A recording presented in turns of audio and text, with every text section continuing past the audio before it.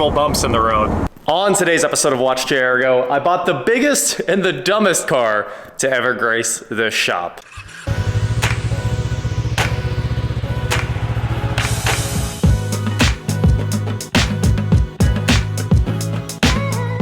What is going on, guys? I am WatchJRGo, and like I said just a few seconds ago, I have bought the biggest, I don't know, my truck's actually quite a bit bigger, but this thing looks much bigger than my truck. In every way, it's just made to look like a giant brick. And of course, it's a car that every YouTuber has to own at some point.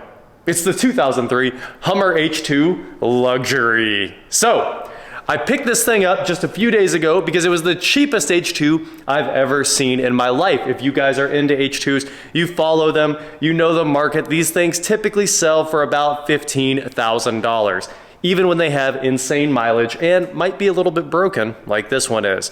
Now, of course, the H2 is built on the incredible GMT 800 platform, something we all know and love as the most reliable platform to ever exist. And this Hummer, of course, is proving it, like most of them are. It is at 270,000 miles. And it's not uncommon to see that. I'd say generally you see these things with about 170,000 on them, but this one's at 270,000, which is about the middle of its life because you see them at 500,000 as well all the time. It's powered by the invincible 6-liter LS engine. I think it's an LQ4 in this thing, one of the truck engines, of course. It doesn't make any power for its size, about 316 horsepower, probably a comparable level of torque. I think it's in the 300s as well. And behind it, it has possibly the worst transmission ever made, a 4L60E. Now, it's the greatest transmission and the worst one at the same time because it's so easy to change, it's so cheap to work on, but they typically die about every 100,000 miles. But this one has just been replaced. So I'm coming out of the gate pretty well on this really dumb purchase. So let's walk around and check out the H2 and talk about it a little bit more. So my new to me H2 was owned by someone who was truly rich, and you can tell by the front of it. I know you guys can't see the front of it right now because you're looking at these big chrome 20s that honestly look pretty good here. And of course, this is a Lux. This is the H2 Luxury because it has all of the factory chrome trim, including the chrome door handles, chrome mirror caps, this gas cap cover. I really think that's aftermarket, but it does look, obviously it's a clone of the Hummer wheel with that Hummer insert that's supposed to look like it has CTIS on it, even though H2s never came with the central tire inflation system that the H1s have. The wheels were made to look like they had it. These are aftermarket wheels, they're chrome 20s. They look really good, honestly. It kind of sets this truck off and ties in with all the other chrome. And if you have a base, you can usually tell them apart. Adventures and bases, a lot of times will have black door handles. And other features, you know, the features are kind of all over the place on Hummers, so it's kind of tough to know what they are by just looking. And of course it's 03, which is the first year of production for these things. And you know, the 03 is not great. It's probably the least desirable one there is. But until 08, it was basically the same truck, so you could say they're all undesirable until 08. Now here in the front, you can see why I said somebody who is truly rich owned this. They were towing it behind their Class A RV. How insane is that? You can see all the hookups from the RV down here, including the little pull switch in case it gets disconnected from the truck. So it would yank that out and apply the brakes. And here is a little 5-pin connector where you'd add power from the RV to the Hummer to light up the taillights, marker lights, stuff like that. This is really crazy. It's got an Anderson connector, just like my new CLS Mercedes. So the RV can power the truck, or it was for a winch, one of the two. They might have had a winch that went in this front receiver, which I think might be factory, where you could slide a winch into the front of this thing. So could be winch power, and it could allow the RV to power the truck as well. One of the two. It's the perfect driveway, I'm telling you. A CLS 55 AMG and a Hummer H2, they look incredible together. But if you have the two of them, you could let the Hummer power the CLS, so you could sit in the CLS and do demos with the system while your Hummer sits there and idles. Anyway, enough of that. That is why I think somebody who had an insane amount of money back in 2003, 2004 owned this thing. Because a Class A RV that's probably $1 million pulling an H2 instead of a Jeep, crazy. So That is just one of the cool quirks about this truck that's been heavily modified, even though it doesn't look that crazy. We're gonna go around it and take a look at all of the things that have been done to it right now. So another thing setting off my H2 is of course that missing center cap there on that wheel. But it does look like the axles and wheel bearings might be new there. So that's kind of interesting. It's unfortunate that that center cap is missing because all the rest are there. They've added Weston steps onto this thing, which is nice because it actually is pretty high. I think this thing's lifted just a hair. It might just be these big Nitto Terra grapplers, but it looks like it sits higher than most of the stock H2s I've seen. And it's just a little bit harder to get into. So maybe it's 2 or 3 inches higher than a stock one. Now, like I said, we've got the chrome appearance package on here. We have the roof rack, which was an option as well. It's locking and sliding, and Eric and I got up there, slid those things around, and they move great. It's actually a really cool platform if you're gonna go do off-road stuff, or if you're traveling across the country with like 5 people inside. There was an option for the 3rd row seat. I do think this one was optioned with it, but somebody's taken the 3rd row seat out and they probably sold it. We've got a spare back here, an American Racing spare that is a 20, but doesn't match the other wheels at all. It's polished. It actually kind of looks better. I'm a fan of this wheel design, but unfortunately, there's only one of them on here. Since we're here in the back, I gotta show you how you open the back door of the wagon. It's pretty interesting. You gotta pull this big old pin out of here, slide the tire carrier out, put your pin back. This is actually not exactly easy to move, and you're definitely not doing this in the parking lot at Walmart to put your groceries up. It's a big pain, and that is an insane mount. I'm guessing that whole setup there must weigh 250, 300 pounds. I mean, it's welded steel, it's box tubing. All right, so once you've done that, you can't have your tag in the back anymore. You gotta move your tag somewhere else. And then you can open up the gigantic hatch to see the back of the H2. That's actually really hard to get in because it's 3 foot off the ground right there. It does have a towing package as well with another receiver hitch and a 7-pin in the back. Maybe you could be towing this behind your Class A with your boat on this receiver hitch, and you could just have a 75-foot long rig going down the highway. And maybe this guy did back in 2003 when he was definitely a big dog. Like I said, a Class A with an H2. Pretty insane thing to do. We'll start here in the back of the interior. We've got some lock buttons right here. We have cup holders in the back for the 3rd row that's not in here. Like I said, the 3rd row just snaps in. It does look like it's actually the standard GM mount. And if I had an Escalade seat, I don't think I have them anymore, but we could probably drop one right in there. It might fit. I don't know. We've got some 12-volt power back here for the rear passengers, for an air compressor, anything like that. This does not have the air ride or the air compressor that can inflate the tires. That was an option usually on the Adventure H2s, and it's an option on the luxuries like this one. Unfortunately, I don't have it. It's just a cool thing. I love having the GM air compressor that they put in so many cars. It was in the Trailblazer, the Aztec, I think the Tahoe, the Suburban. It could have been optioned. Just over and over and over, they put that air compressor in these things, and it was so cool. It's unfortunate that the H2 doesn't have it, at least this H2. This thing's not power close, and it weighs a ton. That tire carrier must be aftermarket, Auto Concept USA. It definitely adds a bunch of weight to the back of this thing. It'd probably get better gas mileage if it didn't have it. Speaking of gas mileage, I drove this thing down the highway for about an hour and a half, bringing it home, and I ended up getting 10.3 miles per gallon, which isn't bad for a 6-liter pushing a brick down the highway on the limiter. Apparently there was a factory speed limiter on H2s at 83 miles per hour. I got up to 80 on our highway, which is 75-mile-an-hour speed limit, so everyone's going 84, exactly what you should be doing. And I was like, it won't go any faster. I don't know what's going on. I think this thing has its factory limiter on it. That'd be the first thing I would tune out. But at the same time, a 6-liter with 4 10s in the back and a 4L60E, it's really not geared to go much faster. So it might just be drag limited because this thing is a giant brick that you're trying to shove through the air at a pretty ridiculous speed for its size. It weighs about 7,000 pounds as well, so it's not light. It's a very heavy brick. As we head inside the H2, for 03, these things had a ton of options. It's honestly really cool. It was one of the first SUVs I ever drove that had power folding mirrors. Check that out. It's one of the weirdest power folding mirror designs ever. I think the motor is down here in the base, And when we run it, you can see that the entire mount for the mirror here is actually turning, not just the mirror like most cars. These are heated mirrors as well, which is pretty cool. On the door panel, you guys have seen all these controls a million times before because I've done so many GMT 800s, but this is the most unique of the GMT 800s for sure.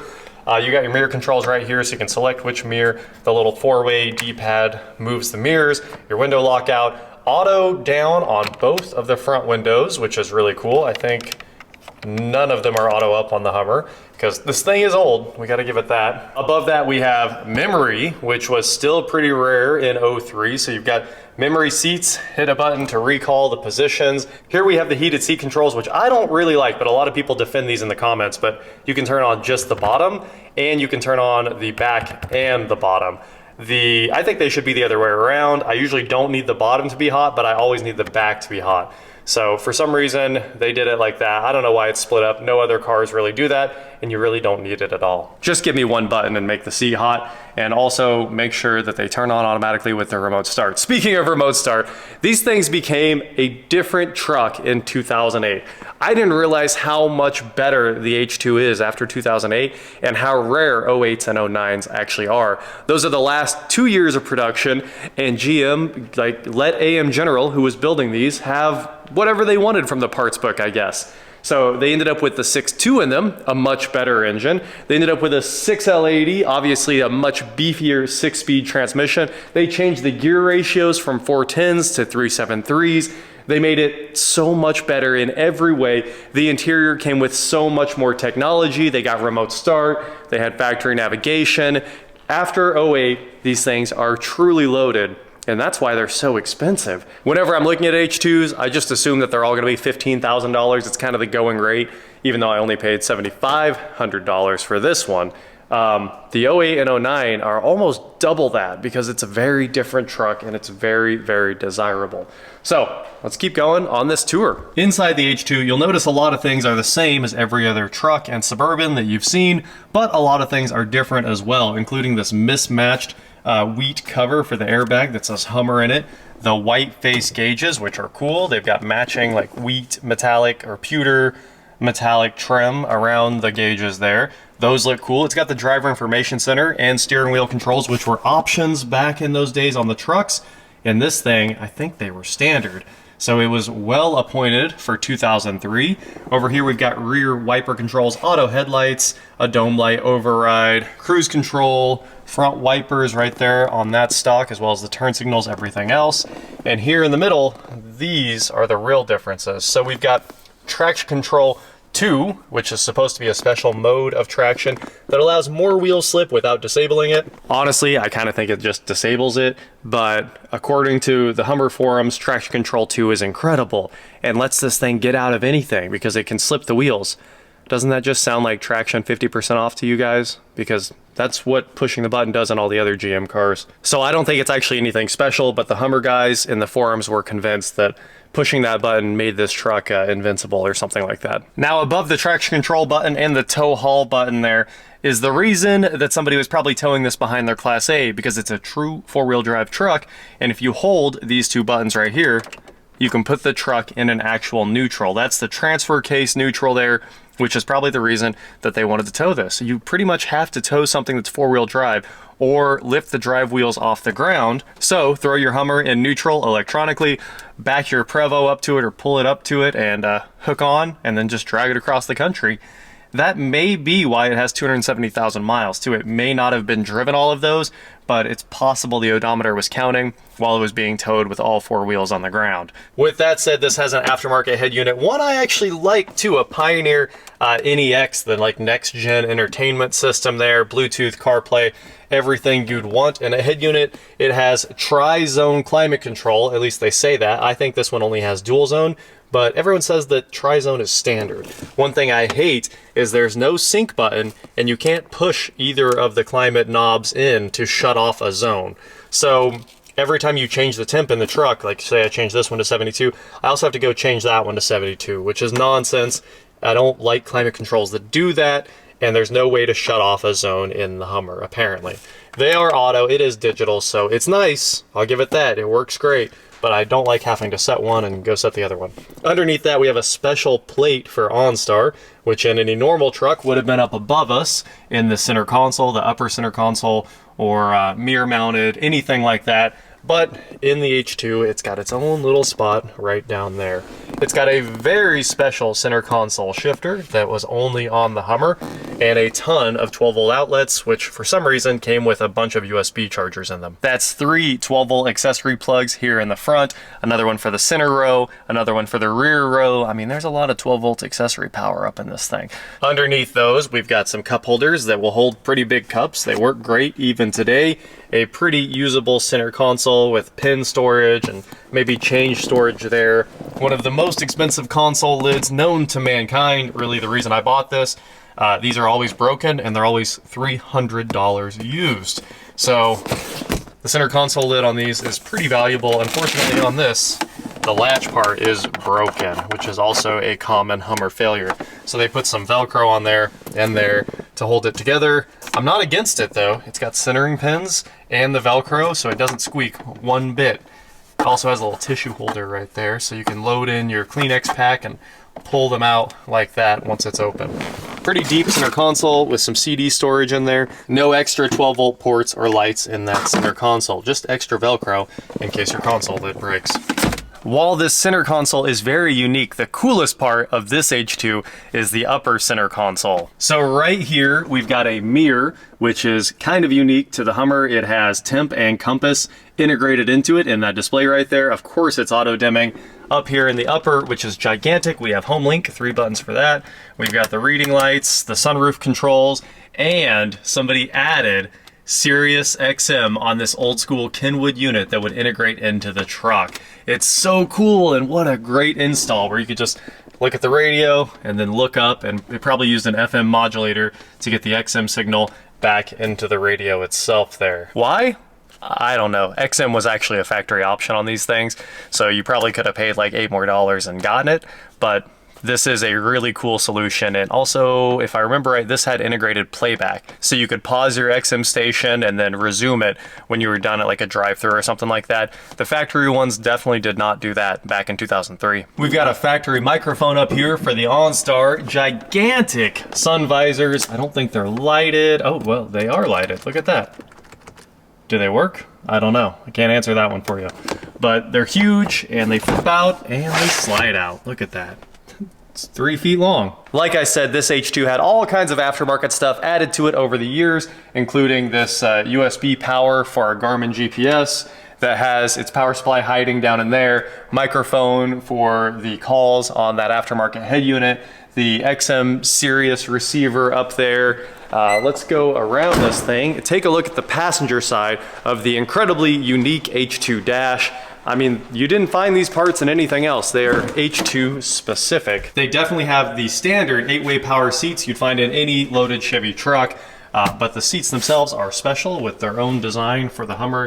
It looks big and rugged, and honestly, they're pretty comfortable, so can't complain about that at all. The grab handle on the dash here is leather.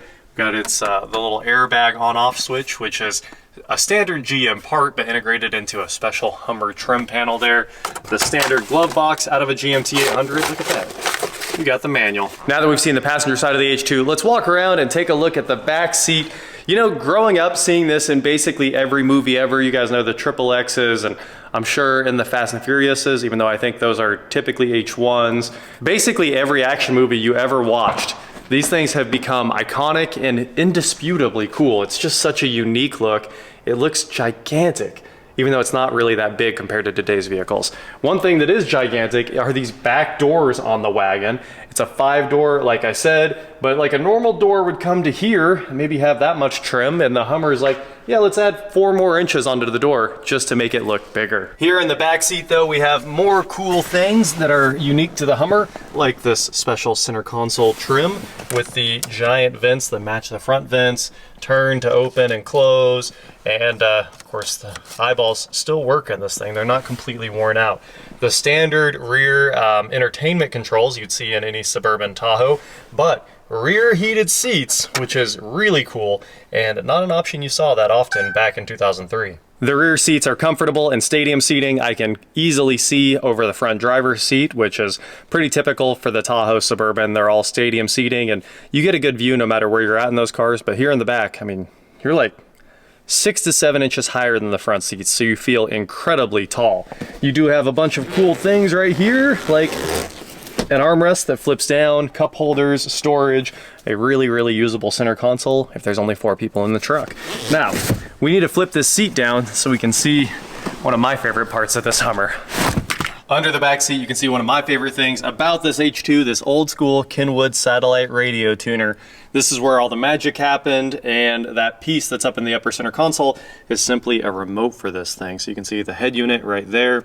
Those are the wires to that remote. So that is a tour of the H2, except for under the hood, which is one of the coolest parts. So I went ahead and opened the hood there. You heard it release, and you'd think maybe you go around to the front, lift up on this grill guard or something. No, that's not how the H2 hood opens. You open up these straps here, kind of like a Jeep or an original Hummer H1, and then you gotta be ready for this because it's not light.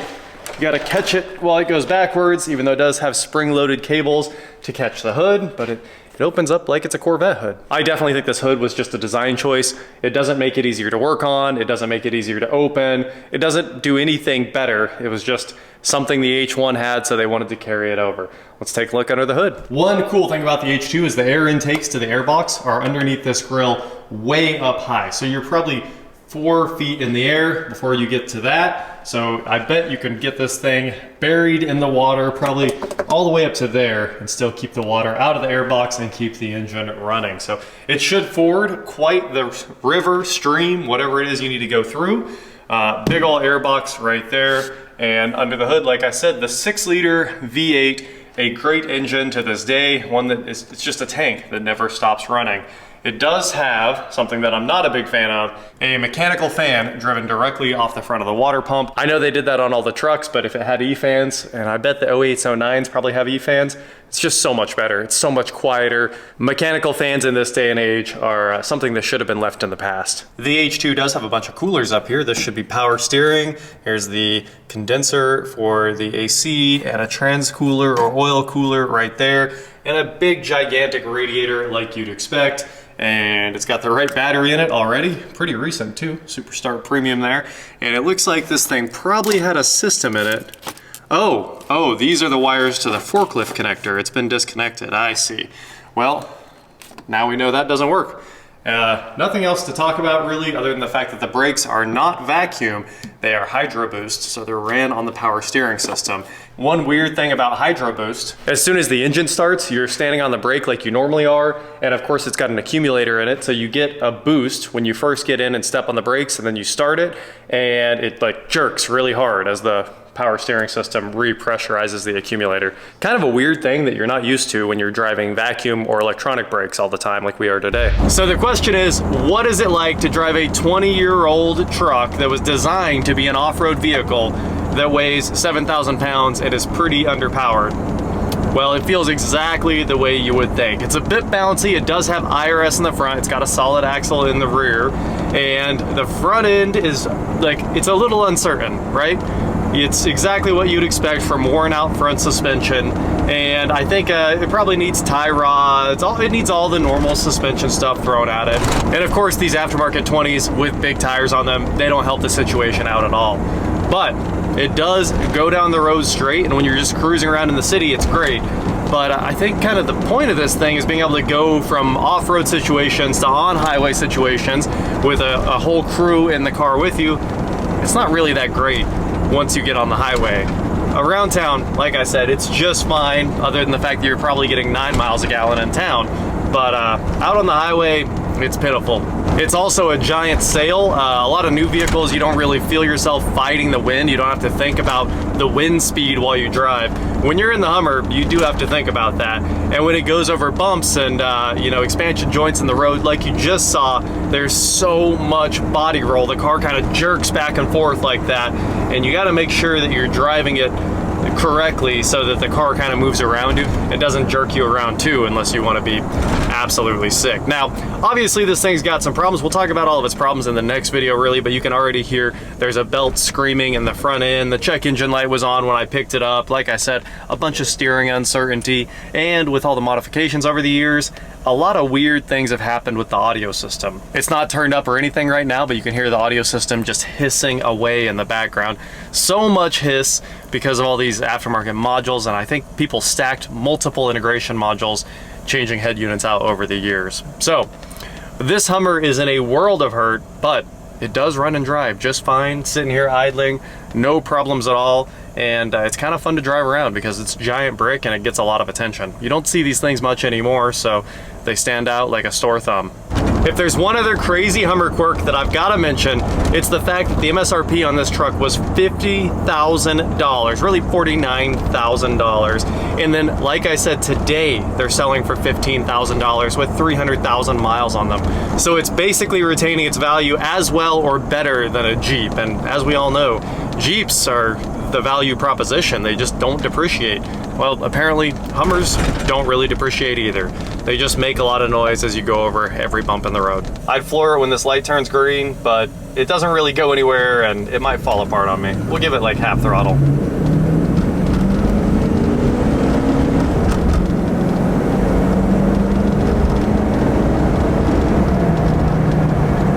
I guess it's really not that bad. 0 to 60 is something like 18 seconds, and that's if you actually launch it, probably with the rear diff locked and everything like that.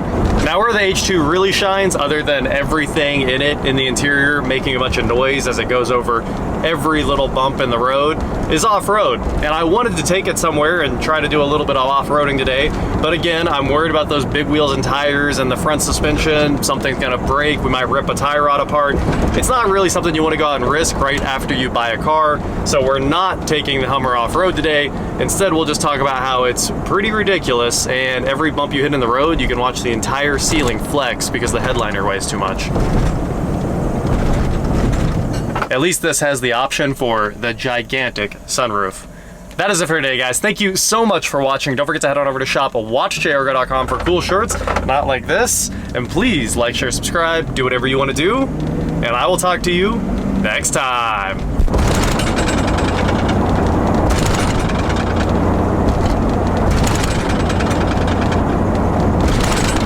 These are normal bumps in the road. Anyway, other than this truck being ridiculous, we'll figure out what's wrong with it in the next one, like I said, but we have to fix that belt tensioner because that is super embarrassing. And I'll show you right now. The minute I got it home, I actually stole another belt tensioner thinking it was the spring tensioner. It was not, so I changed that out. It made no difference. I think it's the spring tensioner on the air conditioner now, but we got to figure that out with a stethoscope and a little bit of time in the next video. All right, guys, before we kick this thing off, I literally just bought it. This is before we make the video. I cannot deal with this tensioner scream on this car, so we're gonna fix it real quick because it should be a 2-second job. So we'll open the giant Hummer hood and climb in here and pull that thing off. I grabbed a spare tensioner off one of the Corvette engines, so we should be ready to rock here in a couple of seconds. All you need is a 15 and 4 minutes of your time. Update, it wasn't the tensioner. It might be the AC belt tensioner. We're calling it. I'm not gonna keep messing with that today. Crazy hood, right?